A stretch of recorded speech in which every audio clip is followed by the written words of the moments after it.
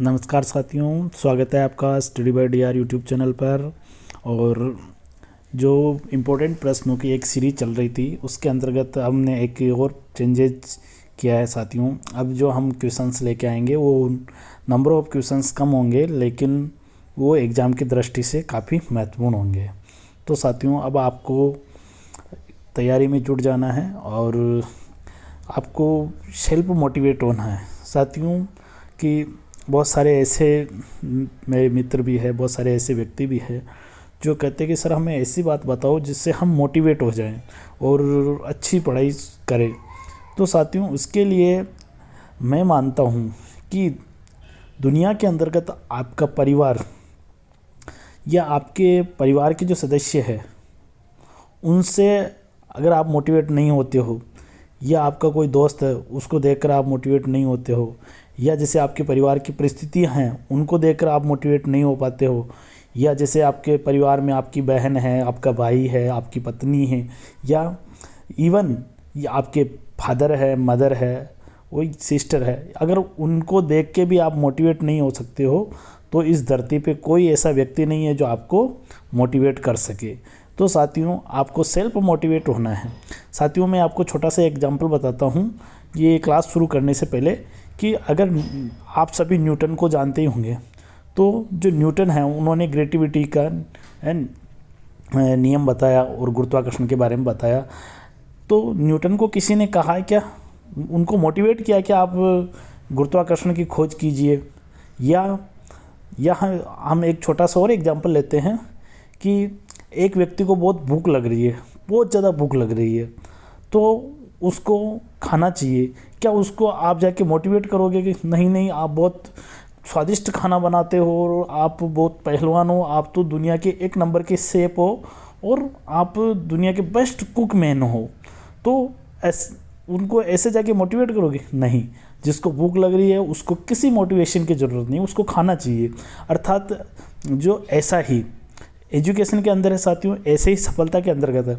आपको सफलता की भूख है या आपको सफलता की चाह है, तो आप कोई सा भी आपको व्यक्ति मोटिवेट नहीं कर सकता, आप सेल्फ मोटिवेट होंगे। तो साथियों, आज की क्लास शुरू करते हैं। पहला प्रश्न है हमारा, निम्नलिखित संविधान संशोधन पर विचार कीजिए।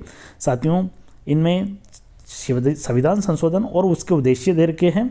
और अब जो साथियों जितने भी एग्ज़ाम होंगे उनके प्रश्नों का एक नया ट्रेंड चल गया है और आज की हमारी क्लास का नाम है पॉलिटी के पीसीएम। तो साथियों, जो आपको बहुत सारे व्यक्तियों को एग्ज़ाम को लेकर जो बुखार होता है उस बुखार को उतारने के लिए हमने एक प्रकार के विशेष क्लासेस चालू की है, जिसके अंतर्गत किसी भी प्रकार का प्रश्न आ जाए साथियों आप उसको हल कर लोगे। तो शुरुआत करते हैं आज के पहले प्रश्न से। पहले तो पढ़ लेते हैं कि क्या उद्देश्य।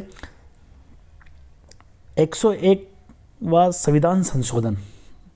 अब देखिए साथियों, इसमें इसका उद्देश्य बताएगा, भारत द्वारा राज्य क्षेत्रों के अधिग्रहण और बांग्लादेश को राज्य क्षेत्रों के हस्तांतरण को प्रभावी बनाने के उद्देश्य से है। दूसरा देखिए, 100वां संविधान संशोधन यानी कि जीएसटी को लागू करने के लिए। तो साथियों, इसमें से पूछा है, नीचे देखिए हमें ऊपर, अब नीचे क्वेश्चन है कि उपयुक्त युग्मों में से कौन सा या कौन से सही सुमेलित नहीं है। साथियों, हमें एंड तक पढ़ना है। देखिए यहाँ पे लिखा हुआ है सही सुमेलित, अगर आप यहाँ पे पढ़ के और अगर कर दोगे तो गलत हो जाएगा, लेकिन ये कह रहा है कि सही सुमेलित नहीं है, तो नहीं है पूछा है। देखिए साथियों, सबसे पहले हम चर्चा करते हैं 101वां संविधान संशोधन। जो 101वां संविधान संशोधन है वो जीएसटी का है और ये 1 जुलाई 2017 से लागू हो गया साथियों। कब से? 1 जुलाई 2017 से ये लागू हुआ है। और इसमें जीएसटीसी यानी कि वस्तु एवं सेवा कर काउंसिल का निर्माण किया गया और इसे एक संवैधानिक दर्जा दिया गया। किसमें? अनुच्छेद 270A के अंतर्गत। किसमें दिया गया? अनुच्छेद 270A में।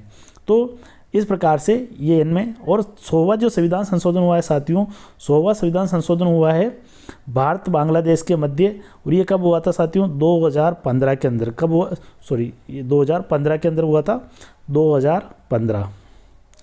ये 100वां संविधान संशोधन हुआ था जिसमें भूमि विवाद को लेकर भारत और बांग्लादेश के मध्य कुछ ऐसी भूमि थी जो विवादों में थी उसको उसका जो मसला है उसको हल किया गया।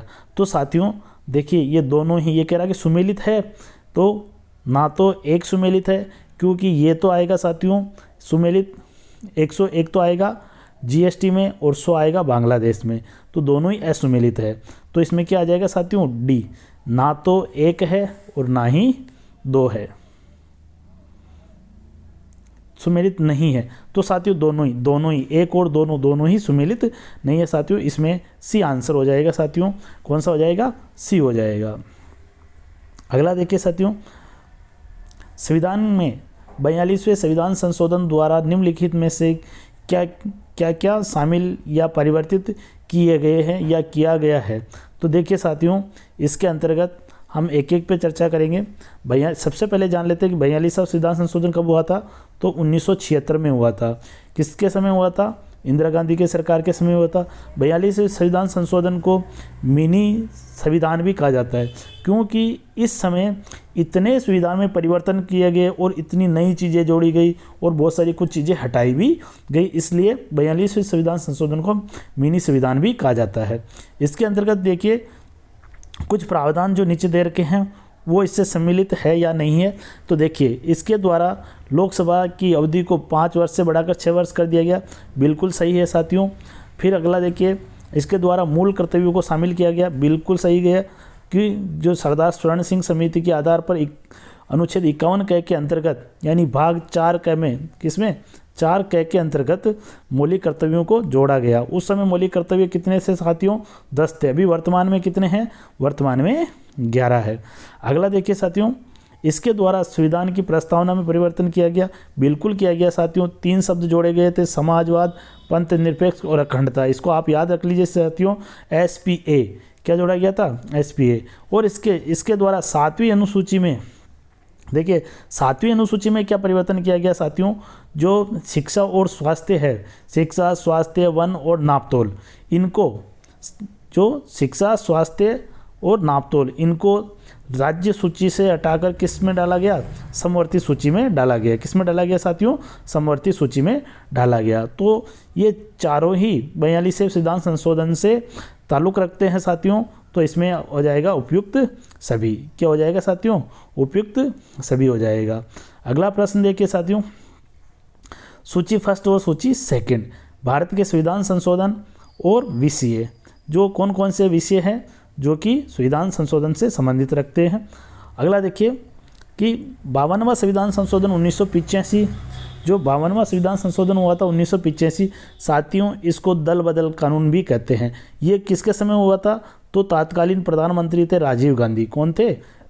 राजीव गांधी। राजीव गांधी के समय ये 52वां संविधान संशोधन हुआ और दल बदल कानून बनाया गया।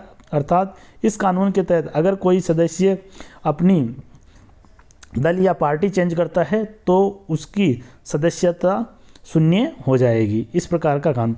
फिर अगला देखिए 73वां संविधान संशोधन 1992 किससे संबंधित है? पंचायती राज से। पंचायती राज जिसको भाग 9 के अंतर्गत जोड़ा गया है, अनुसूची 11 के अंदर जोड़ा गया है और इसके साथ ही साथियों इसमें पंचायती राज को 29 विषय दिए गए हैं। तो और पंचायती राज एक त्रिस्तरीय व्यवस्था है जो किसके अनुशंसा पर की गई? बलवंत राय मेहता समिति, जो कि 1957 में आई थी। कब आई थी? 1957 में। उसके आधार पर त्रिस्तरीय पंचायती राज लागू किया गया। साथियों पंचायती राज की जो शुरुआत है वो हुई थी 2 अक्टूबर 1959 के दिन। कहाँ से हुई थी? राजस्थान के नागौर के बागदरी गांव से इसकी शुरुआत हुई थी। अगला देखिए साथियों, अगला है 61वां संविधान संशोधन 1988। इसके अंतर्गत क्या है साथियों? इसके अंतर्गत ये किया गया कि इसमें जो मतदान की आयु है वो 21 वर्ष से घटाकर कितनी कर दी गई? 18 कर दी गई। ये इससे संबंधित है। 86वां संविधान संशोधन देखिए साथियों, जो 86वां संविधान संशोधन है वो 2006 में नहीं आया था साथियों, वो आया था 2002 में। कब आया था? 2002 में। जब 91वां संविधान संशोधन जो हुआ था वो पंचायत जो मंत्री परिषद है उसकी जो सीमा है वो 15% कर दी गई थी। कितनी कर दी गई थी? 15%, यानी कि कुल सदस्य का 15% ही मंत्री बनाए जा सकते हैं। न्यूनतम 12 मंत्री होंगे। कितने होंगे? न्यूनतम 12 मंत्री होंगे। तो जब 91वां संविधान संशोधन 2003 में आया तो 86वां संविधान संशोधन 2006 में कैसे आ सकता है साथियों? इस पर हम ध्यान दे तो ये बात ध्यान देने योग्य है। और तो यहाँ पे क्या आ जाएगा? 2002 आ जाएगा। और 86वां संविधान संशोधन में 11वां मौलिक कर्तव्य जोड़ा गया। कौन सा है? शिक्षा का अधिकार। हाँ, जो शिक्षा का अधिकार है ये इससे संबंधित है। तो साथियों अब इनको हम मिलान करते हैं। इन पे चर्चा हो गई है। 52वां किससे हो जाएगा साथियों? 52वें में हो जाएगा 4। फिर 73वां किससे हो जाएगा? पंचायती राज यानी 3। 61वां 1 यानी 21 से 18 वर्ष। और 86वां क्या हो जाएगा? शिक्षा का अधिकार। तो 4 3 1 2 4 3 1 2 किस में साथियों? 4 3 1 2 बी आंसर हो जाएगा। कौन सा हो जाएगा? बी हो जाएगा साथियों। अगला प्रश्न देखिए, सुमेलित निम्नलिखित को सुमेलित कीजिए। देखिए इसके अंतर्गत हमें सुमेलित करना है साथियों। 9वां जो संविधान 42, सबसे पहले आपको जो आ रहा है जो मिला लीजिए, मान लीजिएगा आपको आ रहा है कि 42वां संविधान संशोधन। कौन सा? 42वां संविधान संशोधन में क्या जोड़ा गया? समाजवाद, पंथ निरपेक्ष और अखंडता शब्द जोड़े गए। तो बिल्कुल सही है। अगला देखिए साथियों, इसके अंतर्गत फिर 24वां संविधान संशोधन हुआ था जिसमें, तो सबसे पहले आप इसको आगे बढ़ाइए साथियों कि 42वां संविधान संशोधन यानी कि ए में 2 किस में आ रहा है? ए में 2। देखो 1 और 4 में आ रहा है। तो इसका मतलब है कि आप ये तो काट दीजिए। कौन कौन से?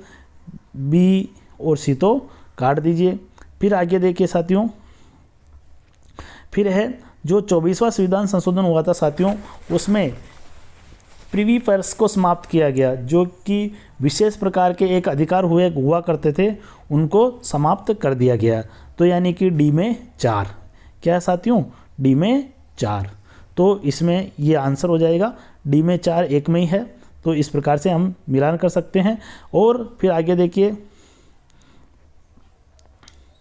फिर जो 9वां संविधान संशोधन हुआ था साथियों, 9वां संविधान संशोधन 1958 के अंतर्गत हुआ था। भारत पाकिस्तान समझौते को अनुसार जो बेरूबाड़ी क्षेत्र है उसके ऊपर हुआ था साथियों। अगला देखिए 26वां संविधान संशोधन, इसके अंतर्गत क्या हुआ था? संविधान संशोधन विधेयकों पर राष्ट्रपति की सहमति के लिए बाध्यकारी बनाया गया। तो ये हो जाएगा 26वां संविधान संशोधन। तो साथियों इस प्रकार से इसमें हो जाएगा। सबसे पहले हम क्या आया था कि 2 ए में 2, फिर इसके बाद में 9 में आ जाएगा, बी में आ जाएगा 1, सी में आ जाएगा 3 और डी में आ जाएगा 4। यानी कि 2 1 3 4 2 1 3 4 किसमें साथियों? 2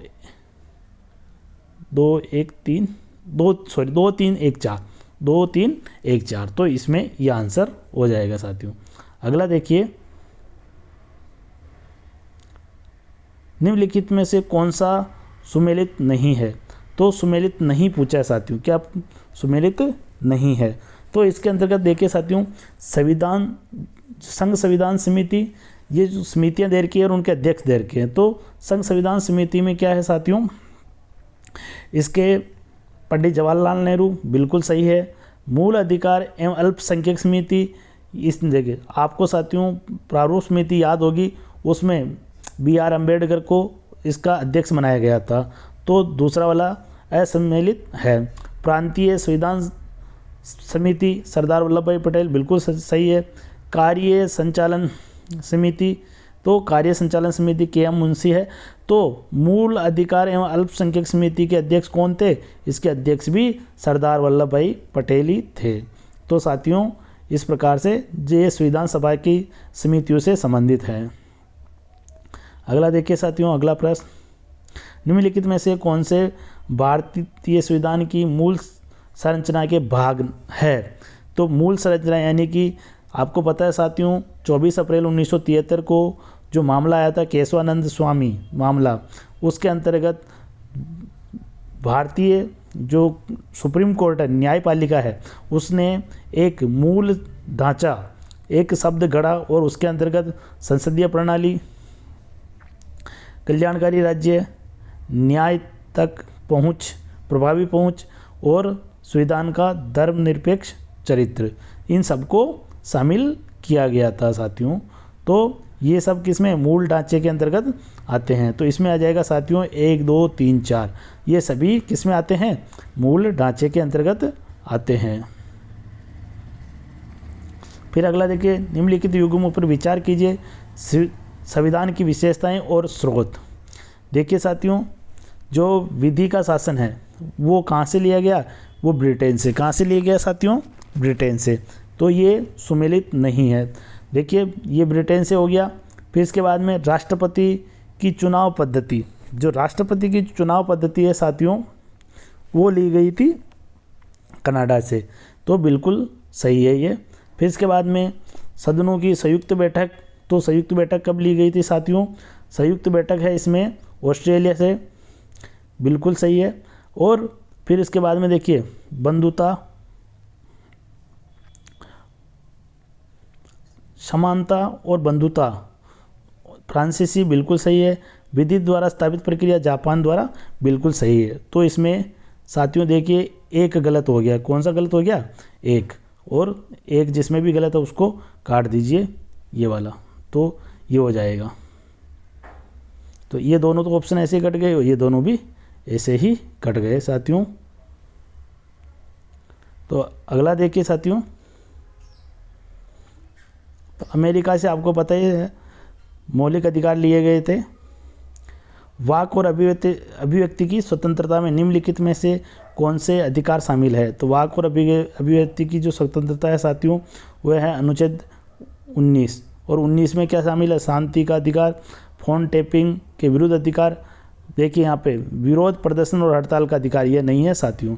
तो इसमें क्या आ जाएगा, केवल 1 और 2 आंसर हो जाएगा। क्या हो जाएगा, केवल 1 और 2 हो जाएगा। अगला देखिए, जब कोई व्यक्ति गिरफ्तार किया जाता है तो और पुलिस अभिरक्षा में निरुद्ध है और ये प्रतीत होता है कि अन्वेषण 24 घंटे में पूरा नहीं किया जा सकता है, तो अभियुक्त को अधिकतम कितनी अवधि के लिए पुलिस अभिरक्षा में रखा जा सकता है। साथियों देखिए, अगर ऐसी स्थिति होती है, ऐसे तो जो अनुच्छेद 22 है वो गिरफ्तारी के विरुद्ध संरक्षण बताता है और इसके अनुसार व्यक्ति को कितने 24 घंटे के अंदर मजिस्ट्रेट के सामने प्रस्तुत किया जाता है। लेकिन अगर कोई ऐसा मामला हो गया जिसके अंतर्गत मजिस्ट्रेट के सामने प्रस्तुत नहीं किया है, तो पुलिस कब तक उसको कस्टडी में रख सकती है, तो 15 दिन तक। कितने, अधिकतम 15 दिन तक उसको कस्टडी में रख सकती है। तो साथियों आपको गंगा जल फिल्म याद होगी, कौन सी, गंगा जल।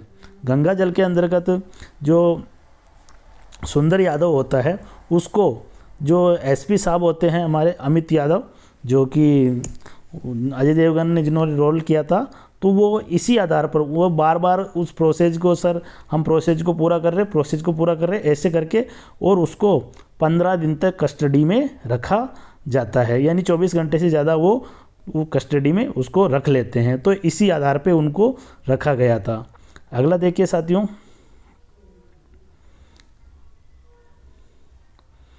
स्वतंत्रता के अधिकार में निम्नलिखित में से कौन से अधिकार सम्मिलित है। तो अभिव्यक्ति की स्वतंत्रता का अधिकार बिल्कुल सही है। शांतिपूर्ण सम्मेलन का बिल्कुल सही है। देखिए स्वतंत्रता का अधिकार अनुच्छेद 19 की बात चल रही है, इसके अंतर्गत देश में कहीं भी आने जाने और बसने का अधिकार बिल्कुल सही है। और कोई काम धंधा या व्यापार यानी वृत्ति करने या पैसा चुनने का अधिकार बिल्कुल सही है। तो आपको पता साथियों 19 के अंतर्गत अनुच्छेद 19 में 6 प्रकार की स्वतंत्रता है। कितने प्रकार की है, 6 प्रकार की। उसमें से ये 4 प्रकार की स्वतंत्रताएं हैं, और भी 2 प्रकार की स्वतंत्रताएं और है, एक तो संघ बनाने की और एक सभा करने की। 2 स्वतंत्रताएं और है, कुल 6 स्वतंत्रताएं इसमें सम्मिलित हैं। तो इसमें आ जाएगा साथियों उपयुक्त सभी आ जाएगा। कौन सा आ जाएगा, उपयुक्त सभी। अगला देखिए साथियों, निम्नलिखित में से किन अधिकारों को भारतीय संविधान के अनुच्छेद 21 का हिस्सा माना जाता है? इसके अंतर्गत देखिए साथियों, आजीविका का बिल्कुल है, विदेश यात्रा का है, बेड़ियों के विरुद्ध बिल्कुल है, और उपयुक्त जीवन बीमा नीति का अधिकार और प्रतिष्ठा का अधिकार, ये पांचों ही अधिकार अनुच्छेद 21 के अंतर्गत है। इसके अलावा भी और भी आते हैं सर, जैसे कि हम बात करें तो राइट टू प्राइवेसी कौन सा आता है? राइट टू प्राइवेसी, निजता का अधिकार, मुक्त पर्यावरण मुक्त जीवन का अधिकार, और इसके अलावा जैसे हम बात करें तो जैसे कि पर्यावरण प्रदूषण मुक्त, अगर मान लीजिए कि हम ध्वनि प्रदूषण मुक्त भी वातावरण के लिए, आपको पता है साथियों कि जितने भी शहर होते हैं, ग्रामीणों में तो चलो ठीक है हो जाता है, लेकिन शहरी क्षेत्र के अंतर्गत 10 बजे बाद में आपको पता है कि आप डीजे नहीं बजा सकते हो, तो वो अनुच्छेद 21 का उल्लंघन करता है। किसका करता है? अनुच्छेद 21 का, क्योंकि एक शांतिपूर्ण निंद्रा लेने का अधिकार भी अनुच्छेद 21 के अंतर्गत है। तो साथियों, आज की ये जो क्लास है यही, और इसके अंतर्गत सभी आ जाएगा साथियों। इसका आंसर मैंने बताया नहीं, 1 2 3 4 5 आ जाएगा। और आज की क्लास यहीं समाप्त होती है साथियों। अगर आपको क्लास अच्छी लगी हो तो वीडियो को आप अधिक से अधिक शेयर करें, चैनल को सब्सक्राइब करें, और मिलते हैं अगली क्लास में साथियों। तब तक के लिए धन्यवाद। जय हिंद, जय भारत।